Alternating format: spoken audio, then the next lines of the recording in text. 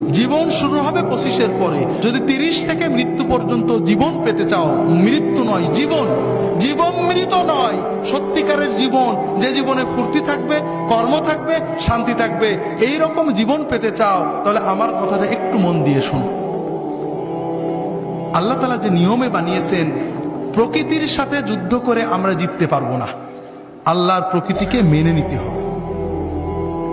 আল্লাহ তাআলা আমাদের সৃষ্টি করেছেন প্রতিদিন 6-7 ঘন্টা তুমি ঘুমাবে, গভীর ঘুম, 1-2 ঘন্টা খেলবে, কঠিন পরিশ্রম, তোমার শরীর ঘেমে রক্ত টকবক করে বেরেনে যাবে, ফুটবল, হাডুডু, ব্যাডমিন্টন, ভলিবল, দৌড়, সাঁতার, এগুলো খেলতে হবে।